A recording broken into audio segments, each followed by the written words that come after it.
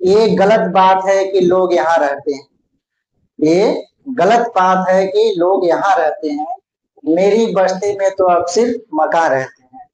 हम दीवानों का पता पूछना हो, पूछना यूं, जो कहीं की नहीं रहते वो कहाँ रहते हैं। नमस्कार दोस्तों, आप सभी लोगों का एक बार पुनः आपके अपने इस शैक्षिक चैनल आरुषि अन्वेषण में पुनः हार्दिक अभिनंदन, नंदन एवं वंदन। आज से पूर्व की कक्षा में हम सभी लोगों ने श्रीमद् भगवद गीता के द्वितीय अध्याय के 20 श्लोकों तक का अध्ययन कर लिया था और उसे भली भांति समझ लिया। आइए आज की कक्षा में उससे आगे हम लोग देखते हैं। तो चलिए शुरू करते हैं आज की कक्षा। तो 21वां श्लोक है, विद्या विनाशिनम नित्यम यः एनम अजम अव्ययम् कथम स पुरुषः पार्थ कम घातयति हन्ति कम। भगवान श्री कृष्ण अर्जुन से कह रहे हैं कि वेद माने जानता है, अविनाशिनम अविनाशी जिसका कभी विनाश नहीं होता है, नित्यम जो सदा रहने वाला हो, शाश्वत हो, यह माने जो व्यक्ति एनम इस आत्मा को, एनम किसके लिए है? आत्मा के लिए है। अजम अव्ययम, अजन्मा और अव्यय माने अविकारी मानता है। तो यह माने जो व्यक्ति एनम इस आत्मा को अविनाशी, नित्य, अज और अव्यय मानता हो, अविकारी मानता है, स पुरुषः वह पुरुष, वह व्यक्ति, कथम कैसे, पार्थ माने हे पार्थ, कम घातेति किसी को मरवा सकता है और हंति कम किसी को कैसे मार सकता है। अर्थात जो व्यक्ति इस आत्मा को अविनाशी, अजन्मा और अविकारी मानता है, वह कैसे इस आत्मा को मरवा सकता है अथवा कैसे इस आत्मा को मार सकता है।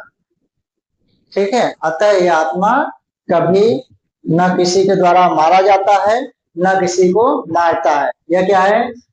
अविनाशी है, नित्य है, अज है और अव्ययी है, अविनाशी है, अविकारी है। ठीक है, तो वेद जो पुरुष इस आत्मा को जान लेता है, पार्थ हे पार्थ, स पुरुषः वह पुरुष, कथम कैसे, कम माने किसी को, घातयति माने मरवा सकता है, और हंति कम कैसे, कम माने किसको, किसी को मार सकता है। ठीक है, तो वेद माने क्या होता है? जानना। विद धातु से घय प्रत्यय होकर के बनता है वेद। ठीक, अविनाशी कौन है? आत्मा है। नित्य कौन है? आत्मा है। यह माने जो पुरुष व्यक्ति, ये नाम आत्मा के लिए आया है। अज, अज कौन है? कभी उत्पन्न होने नहीं, कौन है? आत्मा। अव्ययी कौन है? आत्मा। तो यह माने जो व्यक्ति एनम इस आत्मा को अविनाशी, नित्य, अज और अविकारी वेद माने जानता है, कथम स पुरुष कैसे वह पुरुष, कम घातयति किसी को मरवा सकता है, हंति कम अथवा किसी को मार सकता है। यह अर्जुन के लिए है, इसमें अर प्रत्यय है, पृथ्वी प्लस और पात्र बनता है, और जो हाथ हन प्लस कद प्रत्यय होगा, बनेगा घात। ठीक, का बन जाएगा घातयति। और हंति, हंति का रूप है यह लट प्रथम एक वचन का रूप है, लट का प्रथम पुरुष एक वचन का रूप है। तो इतने प्रश्न इस श्लोक से बन जाए। एक बार पुनः देखिए, अविनाशी कौन है? आत्मा। नित्य कौन है? आत्मा। एनम किसके लिए आया है? आत्मा के लिए। अज कौन है? आत्मा। अव्यय कौन है? अविकारी कौन है? आत्मा। पाठ कौन है? अर्जुन। घातयति माने क्या होता है? मरवाना। हन धातु से कर प्रत्यय और इच लग करके घातयति बनेगा। हंति, हन धातु डट का प्रथम पुरुष एक वचन का रूप है। ठीक है। तो वेद माने क्या होता है? जानना। नित्य या शाश्वत कौन है? आत्मा। अजम अजन्मा कौन है? आत्मा। पार्थ कौन है? पृथ्वी पुत्र अर्जुन। इसमें अड़ प्रत्यय लगा हुआ। घातयति मारता है। ठीक है। तो हम धातु से कत्य बनता है घातय। अविनाशी कौन है? आत्मा। और एनम जो पद है, इदम पुल्लिंग द्वितीया एक वचन का रूप यहाँ पर है। अव्यय जिसमें कभी विकार न हो, निर्विकार कौन है?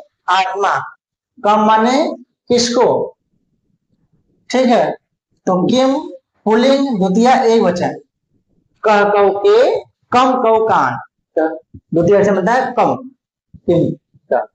और हंति जो है लट का प्रथम पुरुष एक वचन का रूप है। ठीक है। इतने प्रश्न इस श्लोक से बन सकते हैं। उम्मीद करते हैं समझ में आ गया होगा। आइए आगे चलते हैं।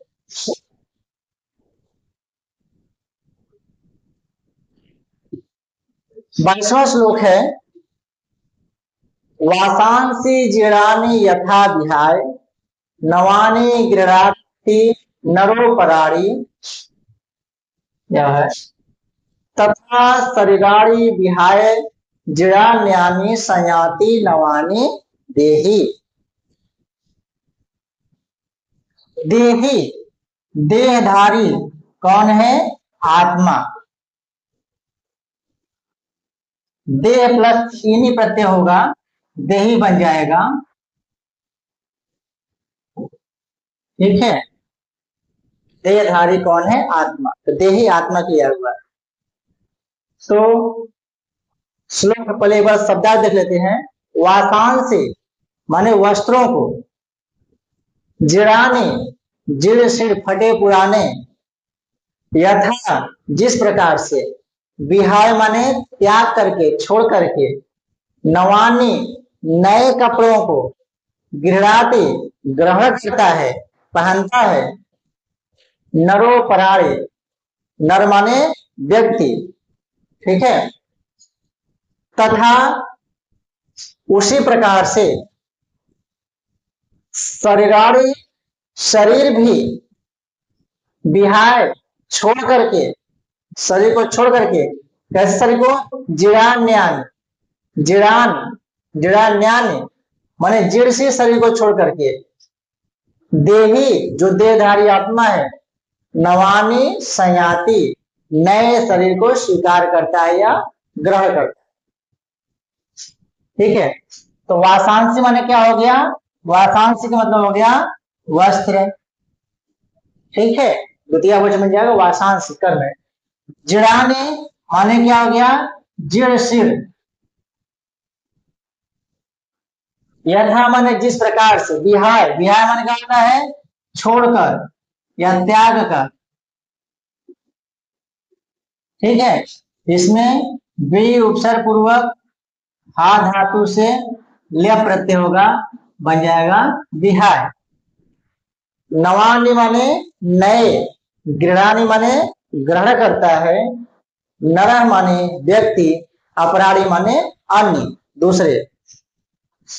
तो कह रहे हैं यथा जिस प्रकार से, नरः माने व्यक्ति, जीर्णानि वासांसी विहाय जीर्ण शीर्ण पुराने वस्त्रों को विहाय माने त्याग करके, अपराणी नवानी गृह्णाति अन्य नए वस्त्रों को ग्रहण करता है, पहनता है, तथा उसी प्रकार से शरीराणी विहाय जीर्णान्यानि, जीर्ण शीर्ण शरीराणी शरीर को विहाय माने छोड़ करके, अन्यानि दूसरे, नवानि नए शरीर को, संयाति माने ग्रहण करता है या स्वीकार करता है। ठीक है, अन्यानि माने अन्य दूसरे, जीर्णानि माने जीर्ण या वृद्ध, और देही माने आत्मा। तो श्लोक का भाव यह है कि जिस प्रकार से मनुष्य, नर माने व्यक्ति, पुराने वस्त्रों को त्याग करके नया वस्त्र ग्रहण करता है, उसी प्रकार यह जो आत्मा हमारे अंदर है, वह जब हमारा शरीर वृद्ध हो जाता है, जीर्ण हो जाता है, मर जाता है यह शरीर, तो इस पुराने शरीर को छोड़ करके नए शरीर को धारण करता है। ठीक उसी प्रकार से जिस प्रकार से मनुष्य पुराने कपड़ों छोड़कर नया कपड़ा वस्त्र पहनता। ठीक है, तो अब यहां से क्या क्या प्रश्न बन सकता है? तो सबसे पहले विहाय में ल्य प्रत्यय है, विहाल्य, और देही पद किसका विशेषण है? आत्मा का, और देही में इनी प्रत्यय लगा हुआ है। और यह श्लोक देख करके पूछ सकता है इस श्लोक में किसका वर्णन है या किसके लिए श्लोक कहा गया है? तो आत्मा के स्वरूप के बारे में, आत्मा के बारे में श्लोक कहा गया। ठीक है, और इससे ज्यादा कुछ क्वेश्चन बनेगा सब, इसमें आत्मा का स्वरूप चल रहा है। आइए आगे चलते हैं।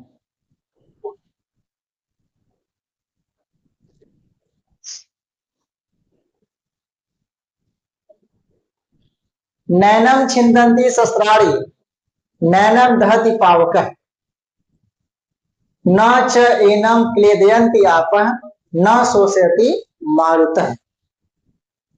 पूरा आत्मा के बारे में कहा गया है। ठीक है, कि यह जो आत्मा है यह है कैसे? ठीक है, एनम इस आत्मा को, नैनम है क्या जाएगा? न धन एनम, और धन आय हो गया है, वृद्धि संधि हो गया है। तो एनम माने इस आत्मा को, शस्त्राणि छिदन्ति न इसे शस्त्र काट सकते हैं, एनम दहति पावक, न एनम दहति पावक, और न इसे, पावक माने अग्नि होता है,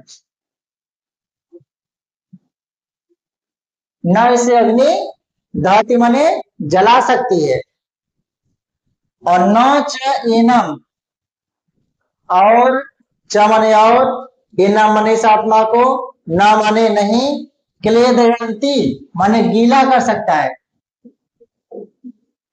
गीला करना, आपा माने जल, न इस आत्मा को जल गीला कर सकता है, और न शोषयति मारुतः, मारुतः माने वायु, और न इससे हवा सुखा सकती है। ठीक है, पावकः पौधन अकः, पौधन अकः, औ का आ हो गया है यहाँ पे, अयादि संधि यहाँ पर है। पावकम कौन संधि है? अयादि संधि है। ठीक है, तो नैनम छिन्दन्ति शस्त्राणि न एनम शस्त्राणि छिदन्ति, न एनम शस्त्राणि छिदन्ति, इस आत्मा को न शस्त्र काट सकता है, न एनम दहति पावक, न इस आत्मा को पावक माने अग्नि जला सकती है, न च एनम क्लेदयन्ति आप है, और एनम माने इस आत्मा को न जल गीला कर सकता है, न शोषयति मारुतः, और न वायु इसे सुखा सकती है। ठीक है, तो पूरा आत्मा के लिए कहा गया।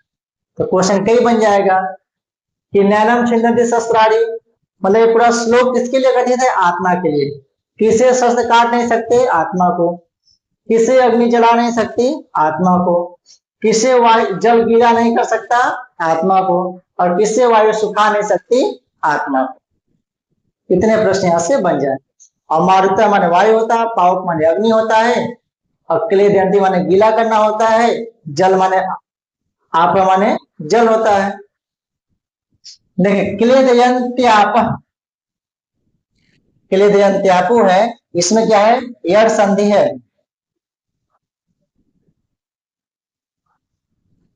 ठीक है, क्लेदयंती धन आप, तो ई का यह हो गया है, क्लेदयंत्याप बना है, यहाँ पे यड़ संधि है। और यड़ संधि सूत्र क्या होता है? ई को यड़ची। और छिंदंती, छिद धातु है, लट लकार प्रथम पुरुष बहुवचन का है। एनम जो पद है वह आत्मा के लिए आया हुआ है, और इदम पुल्लिंग द्वितीया एकवचन के रूप है एनम। तो इस प्रकार से इतने प्रश्न इस श्लोक से बन जाए। चलिए आगे बढ़ते हैं।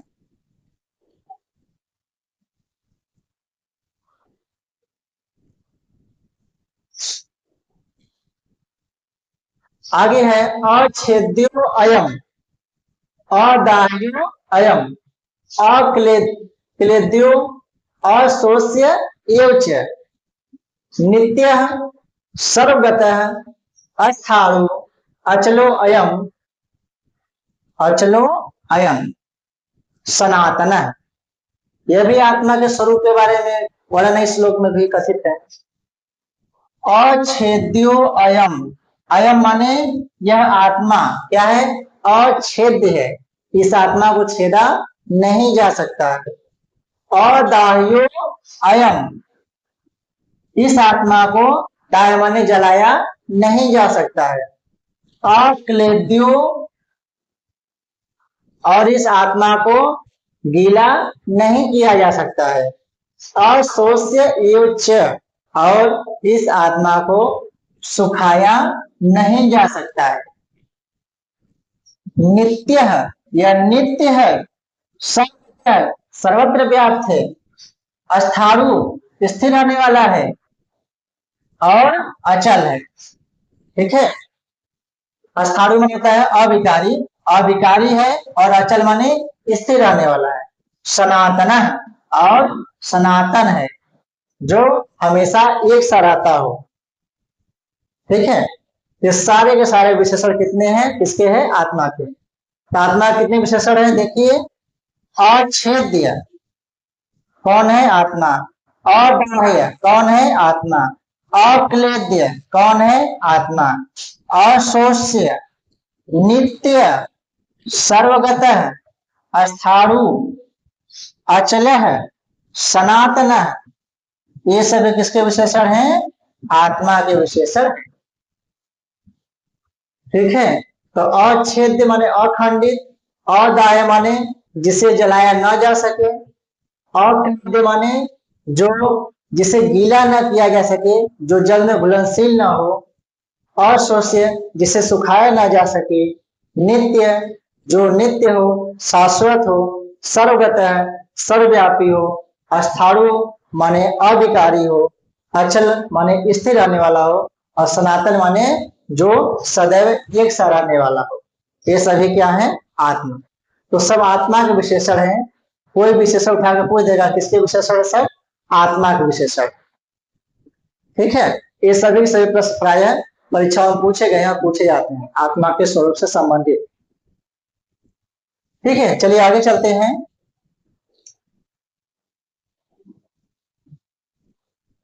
अव्यक्तो अयम, अचिंत्यो अयम, अविकार्यो अयम उच्यते, तस्माद एवं विदित्व एनम न अनुशोचितो अर्हति। करे भगवान श्री कृष्ण जी अर्जुन से कि अव्यक्तो अयम, यह आत्मा क्या है? अव्यक्त है, अचिंत है, चिंतन इत्यादि से क्या है? परे है, कल्पना से परे है। अविकारी, अविकारी है, अयम उच्यते, यह कहा जाता है। मतलब यह आत्मा जो है वह क्या अव्यक्त है, अचिंत्य है और अविकारी है। तस्मात्, इसलिए, एवं, इस प्रकार से, विदित्व, जान करके, एनम ने, इस आत्मा, एनम पद किसके लिए आया है? आत्मा के लिए आया है। इस प्रकार से आत्मा को जान करके न अनुशोचितुम अर्हति, अनुशोचितुम, शोक करने के लिए, अर्हति न, तुम योग्य नहीं हो, तुम शोक करने योग्य नहीं हो। अर्थात तुम्हें इस आत्मा के बारे में शोक नहीं करना चाहिए। ठीक है। तो अव्यक्त कौन है? आत्मा। ठीक है।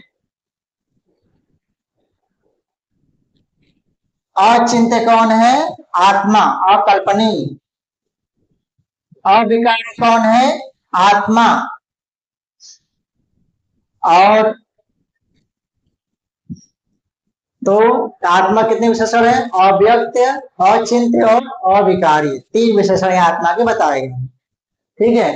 तस्मात्, इस प्रकार से, एवं विदित्य, इस प्रकार से जान करके, एनम, इस आत्मा को, न अनुशोचितुम अर्हति, तुम शोक करने के योग्य नहीं हो इस विषय। ठीक है।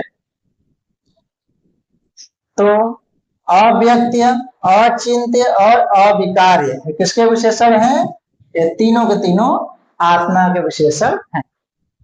एनम पद किसके लिए आया है? आत्मा के लिए आया है। अयम पद किसके लिए है? यह जो अयम है सबका सब, यह आत्मा के लिए है। ठीक है। यह जो तीनों अयम पद है किसके लिए है? आत्मा के लिए। और आत्मा शब्द पुल्लिंग का रूप, पुल्लिंग है, इसलिए अयम यहाँ पे पुल्लिंग रूप है। ठीक है। एनम जो है वह द्वितीय एक वचन के रूप है। ठीक है। एनम जो है वह द्वितीय एक वचन रूप है। इस प्रकार से यहाँ से इतने प्रश्न आपकी परीक्षाओं में बन जाएंगे। विदित्वा में जान करके, विद धातु से कत्वा प्रत्यय यहाँ पे हुआ है। और अनुशोचितुम में कौन सा प्रत्यय है? तुमुल प्रत्यय है। अनुशोचितुम यहाँ पर तुमुल प्रत्यय है। ठीक है। अब विदित्वा में यहाँ पर जो है वो क्या है? कत्वा प्रत्यय। यह मुख्यतः 3-4 चीज क्या? अव्यक्त, अचिंत्य और अविकार कौन है? आत्मा। अयम पद से किसका बोध हो रहा है? आत्मा का बोध हो रहा है। विदित्वा में कौन सा प्रत्यय? विद धातु से कत्वा प्रत्यय। एनम किसके लिए है? आत्मा के लिए आया है। सोचितुम में तुमुल प्रत्यय है। और हति माने योग। इतने प्रश्न यहां से प्राय बन जाए।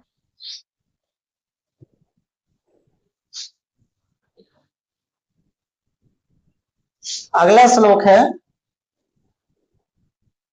अथ च एनम नित्य जातम नित्यम वा मन्यसे मृतम तथापि त्वम महाबाहु नैव सोचितुम अर्हसि।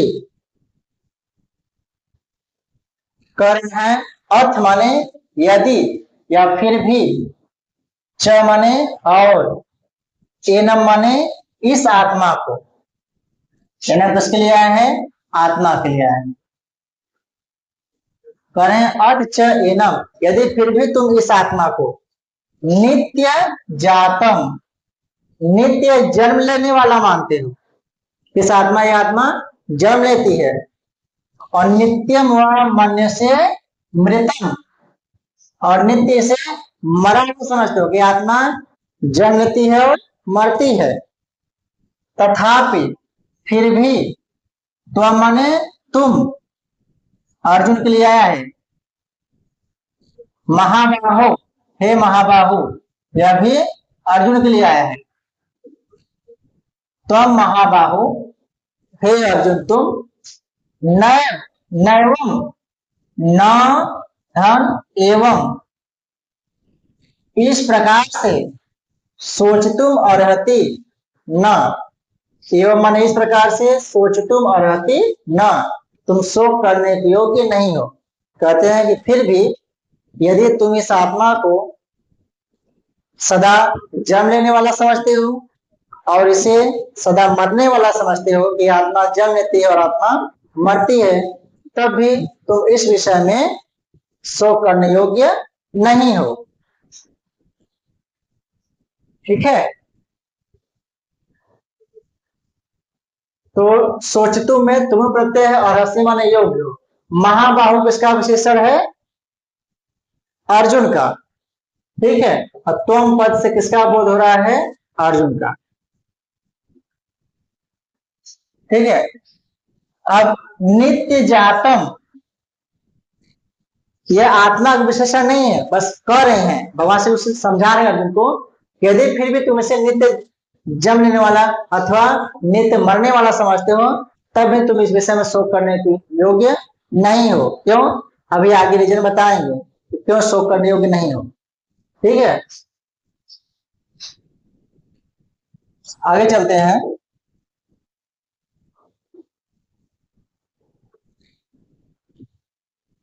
ही, क्योंकि, क्यों शोक करने योग्य नहीं हो? क्योंकि जातस्य मृत्यु ध्रुव, जन्म लेने वाले की मृत्यु निश्चित है। ही, क्योंकि जातस्य मृत्यु ध्रुवम, जन्म लेने वाले की मृत्यु निश्चित है। और ध्रुवम जन्म मृतस्य च माने और, मृतस्य मरे हुए का जन्म लेना ध्रुव माने सत्य है या निश्चित है। ठीक है, ही क्योंकि जातस्य मृत्यु ध्रुवम, जन्म लेने वाले की मृत्यु निश्चित है और मरे हुए का जन्म निश्चित है। तस्मात, इसलिए अपरिहार्य अर्थे, इस अपरिहार्य अर्थ में, अपरिहार्य माने जिसे त्यागा न जा सके, जिससे बचा न जा सके, इस अपरिहार्य अर्थ में तुम माने तुम, अर्जुन के लिए है कि तुम सोचितुम अर्हसि ना, कि तुम शोक करने के योग्य नहीं हो। ठीक है, इससे पहले बताएं कि यदि तुम इस आत्मा को नित्य जन्म लेने वाला और नित्य से मरने वाला समझते हो, तब भी तुम इस विषय में शोक करने योग्य नहीं हो। क्यों? क्योंकि जातस्य मृत्यु ध्रुवम, जन्म लेने वाले की मृत्यु निश्चित है, और मृतस्य जन्म ध्रुवम, और मरे हुए का जन्म निश्चित है। इसलिए तुम इस विषय में शोक करने योग्य नहीं हो। ठीक है, यहां से क्वेश्चन, 2-3 क्वेश्चन बन जाएगा महत्वपूर्ण, जैसे जातस्य ध्रुव किम, जन्म लेने वाले की क्या निश्चित है? उत्तर क्या हो जाएगा? मृत्यु। और मृत्युस्य ध्रुवम किम, मरे हुए का क्या निश्चित है? तो क्या उत्तर होगा? जन्म।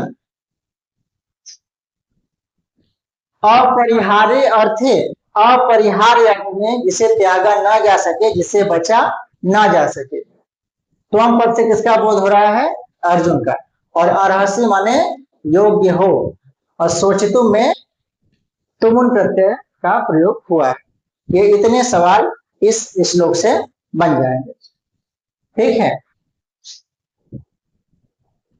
तो जातस्य माने जन्म लेने वाले की, ध्रुव माने सत्य है या निश्चित है। ठीक है, और सोचितु में शोक करने के लिए तुम प्रत्यय प्रयोग हुआ है, और अर्हसि माने योग्य हो, त्वम पद से अर्जुन का बोध हो रहा है। अपरिहार्य जिसे बचा न जा सके, अर्थात जन्म और मृत्यु से, इस अपरिहार्य अर्थ में तुम शोक करने योग्य नहीं हो, क्योंकि जिस जन्म की मृत्यु निश्चित है और मृत्यु के बाद जन्म निश्चित। तो जन्म लेने वाले की क्या निश्चित है? मृत्यु। और मरने वाले की क्या निश्चित है? जन्म। यदि जन्म और मृत्यु के आवागमन से मुक्ति चाहिए तो हमें क्या पाना होगा? मोक्ष के लिए प्रयास करना होगा। आपको मोक्ष मिलेगा, कैवल्य की प्राप्ति होगी, तभी जाकर के हम इस आवागमन के बंधन से मुक्त हो सकते हैं। और क्लास ज्यादा कठिन तो नहीं लग रहा होगा? जो भी जितने सवाल बन सकते हैं बताए जाने की कोशिश किया जा रहा है, ठीक है। चलिए आगे चलते हैं।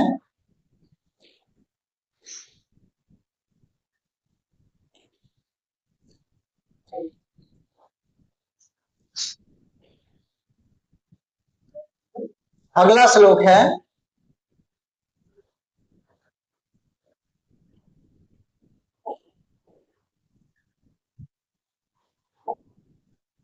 कि अव्यक्त भूतानि व्यक्त मध्यानि भारत अव्यक्त निधनान्यो तत्र का परिवेदना।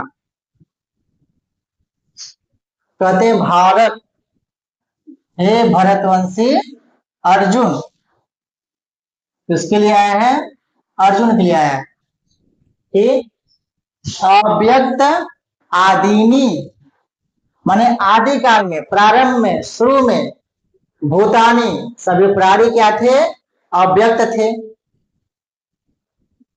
और व्यक्त मध्यानि केवल इस बीच में स्थित है। और अव्यक्त निधनान्यो और मरने के बाद भी अव्यक्त हो जाएंगे। तो तत्र का परिवेदना, तो उस विषय में क्या शोक करना। ठीक है, कहने का मतलब यह है कि जो मनुष्य हैं, जो प्राणी हैं, जिनके विषय में, जिनको देख करके तुम इतना मोहग्रस्त हो रहे हो, माया ग्रस्त हो रहे हो, तुम्हें शोक हो रहा है, वह वर्तमान के पहले भूतकाल में भी क्या थे? अव्यक्त थे।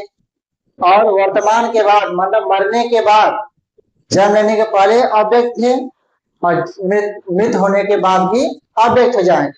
केवल जन्म के समय से वर्तमान काल में वो क्या है? व्यक्त हैं, दिखलाई दे रहे हैं। तो इस विषय में का परिवेदना, क्या शोक करना। ठीक है, वही कहते हैं कि भारत, हे भरतवंशी अर्जुन, अव्यक्त आदिनी, जो आदि अवस्था में अर्थात जन्म के पूर्व क्या थे? सभी प्राणी, भूतानी माने सभी प्राणी, सभी प्राणी जन्म के पूर्व क्या थे? अव्यक्त थे। और अव्यक्त निधनान्यो, निधनानी धन एव, मरने के बाद भी क्या हो जाएंगे? अव्यक्त हो जाएंगे, नहीं दिखलाई देंगे। अव्यक्त मध्यानि, केवल मध्य में, इस वर्तमान काल में ही दिखलाई देने वाले हैं, जिनका अस्तित्व है। तो तत्र का परिवेदना, तो उस विषय में कैसा शोक, किस लिए शोक करना, अर्थात उस विषय में शोक नहीं करना चाहिए। भाई जो भूतकाल में नहीं थे, भविष्य काल में नहीं रहेंगे, केवल वर्तमान काल में है, तो ऐसे प्राणियों के विषय में क्या शोक करना। ठीक है, तो परिवेदना माने होगा शोक या दुख। तो अव्यक्त आदिनी माने प्रारंभ में जो अप्रकट थे। भूतानी माने सारे प्राणी, मतलब सभी प्राणी जन्म के पहले क्या थे? अप्रकट ही थे, अव्यक्त थे। और भारत, हे भरतवंशी अर्जुन, निधनान विनाश होने के बाद, मरने के बाद अव्यक्त फिर अप्रकट हो जाएंगे। तो एवं माने इस प्रकार से का परिवेदना, उसके विषय में क्या शोक करना। ठीक है, तत्र माने उस विषय, तद शब्द से त्रल प्रत्यय हुआ है, त्रल बनेगा तत्र, तद प्लस त्रय प्रत्यय बन जाएगा तत्र, तद प्लस त्रल। परिवेदना माने शोक या दुख। ठीक है, और यहाँ श्री कृष्ण बार बार अर्जुन को कह रहे हैं तुम अपने अंदर जो है मोह है, जो अज्ञानता है, जो शोक है, उसको दूर करो। कहते ना कि हारना तब आवश्यक हो जाता है जब लड़ाई अपनों से हो। हारना तब आवश्यक हो जाता है जब लड़ाई अपनों से हो, और जीतना तब आवश्यक हो जाता है जब लड़ाई अपने आप से हो, खुद से हो। तो अर्जुन को यहाँ अपने आप से जीतना, अपने आंतरिक द्वंद्वों को हराना है। ठीक है, इसलिए जितना जरूरी है। तो उम्मीद करते समझ आया होगा। चलिए आगे चलते हैं।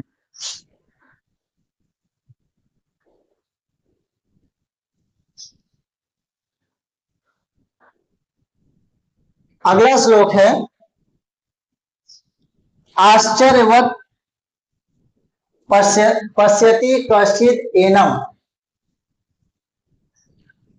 और आश्चर्यवत वदति तथैव च अन्यः। आश्चर्यवत च एनम अन्यः शृणोति। एक ही रहता है शृणोति में। श्रुत्वा अपि एनम वेद न चैव कश्चित। आत्मा के बारे में बता रहे हैं कि इस आत्मा को आश्चर्यवत पश्यति कश्चित एनम।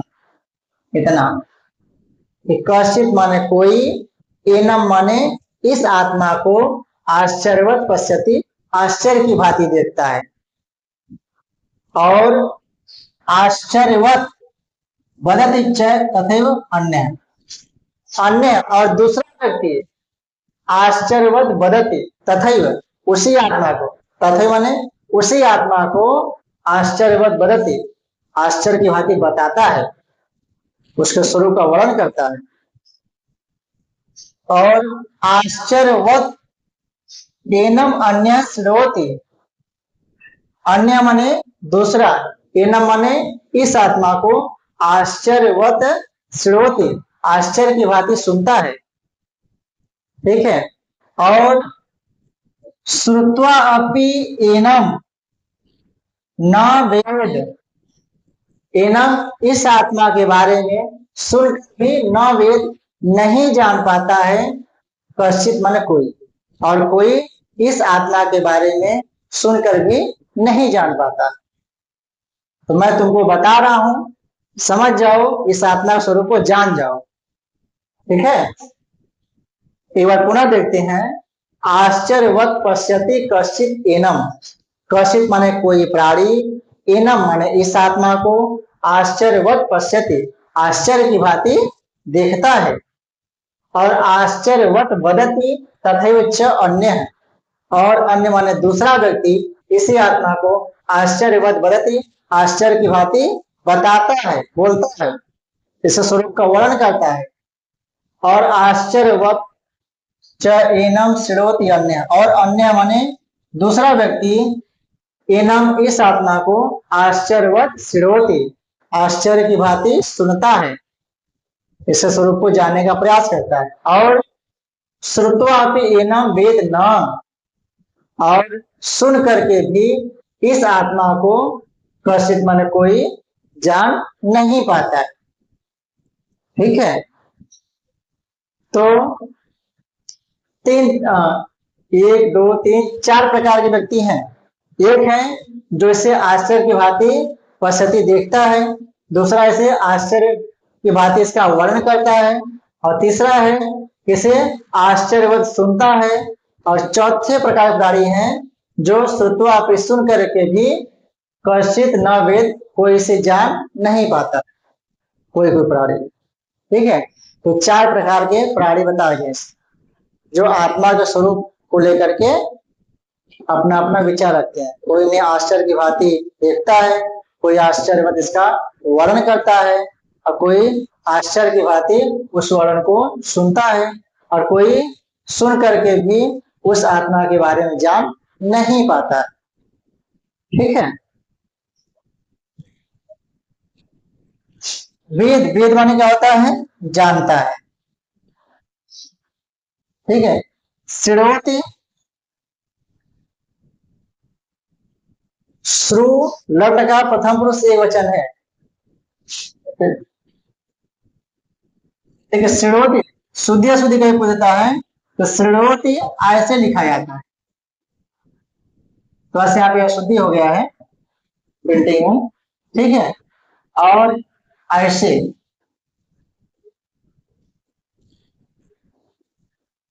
देगा, कहेगा कौन सा रूप शुद्ध है, तो श्रेणोती में ये नीचे वाला टांग नहीं टूटता है इसका, ऐसे यह क्या है शुद्ध है और ये वाला क्या है गलत, ठीक है। श्रुत्वा श्रु धातु से तत्व प्रत्यय है सुन करके,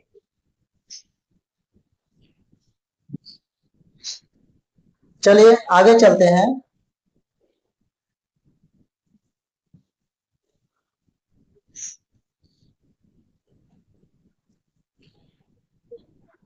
तीसरा श्लोक है देहि नित्यम अवध्यो अयम देहे सर्वस्य भारत तस्मात् सर्वाणि भूतानि न त्वं शोचितुम् अर्हसि। कह रहे हैं कि सर्वस्य देहे सबके शरीर में अवध्यो अयम यह जो आत्मा है अवध्य है, मारा नहीं जा सकता है। नित्यम देही माने आत्मा, यह जो देहधारी आत्मा है जो नित्य स्वरूप वाला है अवध्य है और सर्वस्य देहे सबके शरीर में विद्यमान, तो सर्वस्य देहे सबके शरीर में सभी प्राणियों के शरीर में विद्यमान अयम यह जो आत्मा है नित्यम अवध्यो देही नित्य है और अवध्य है, तो देही पद से यहाँ इसका बोध है आत्मा, ठीक है। और नित्य माने क्या होता है शाश्वत, यह पद भी आत्मा के लिया हुआ है और अवध्य यह भी आत्मा के लिया है, अयम माने यह, तो अयम अयम यह आत्मा देही शरीर में विद्यमान यह जो आत्मा है नित्य है और अवध्य है। भारत ये किसके लिए आया है अर्जुन के विशेषण, ठीक है। तो हे भरतवंशी अर्जुन अयम यह आत्मा सर्वस्य देहे सबके शरीर में विद्यमान यह नित्य है और अवध्य है। तस्मात् इसलिए सर्वाणि भूतानि सभी प्राणियों के विषय में, ठीक है, न तुम सोचतुम अर्हसि तुम शोक करने योग्य नहीं हो, तुम चिंता करने योग्य नहीं हो। तुम पद किसके लिए है अर्जुन के लिए है, सभी प्राणियों के विषय में तुम चिंता करने योग्य नहीं हो। तो देही कौन है आत्मा का विशेषण है, नित्य कौन है आत्मा का विशेषण है, अवध्य कौन है आत्मा है। अयम पद किसके लिए आया है आत्मा के लिए आया है। देह शरीर में सर्वस्व माने सभी के, भारत माने हे अर्जुन, तस्मात् माने अतः या इसलिए, सर्वाणि भूतानि सभी प्राणियों के विषय में बारे में, न तुम सोचतुम अर्हसि तुम शोक करने योग्य नहीं हो, सोचतुम में तुम प्रत्यय अर्हसि योग्य हो, लटकार मध्यम पुरुष एवचन रूप, ठीक है। तो देही भौतिक शरीर का स्वामी अर्थात कौन है आत्मा, नित्यम माने शाश्वत कौन है आत्मा, और अवध्य कौन है आत्मा, ठीक है। भारत भरतवंशी अर्जुन सर्वाणि भूतानि, भूतानि का विशेषण क्या सर्वाणि सभी प्राणियों के विषय में, ठीक है। तुम माने तुम हे अर्जुन और अर्हसि माने योग्य हो। अयम पद किसके लिए आया है आत्मा के लिए आया है, ठीक है। और सोचतुम में गुण प्रत्यय का प्रयोग हुआ है। तो यह इतने सवाल इस श्लोक से बन सकते हैं। ठीक है, तो सभी लोग मन लगाकर अध्ययन करिए, अध्यापन करिए, और जैसा खबर मिल रही है कि हो सकता है कि नवंबर लास्ट या दिसंबर के प्रथम वीक में आप लोगों का पेपर भी हो जाए, तो तैयारी चुस्त दुरुस्त और मस्त होनी चाहिए। ठीक है, तो आज का क्लास यहीं समाप्त करते हैं, फिर मिलेंगे इसके अगली कक्षा में, इसके आगे के श्लोकों का हम लोग अध्ययन करेंगे। ठीक है, नमस्कार।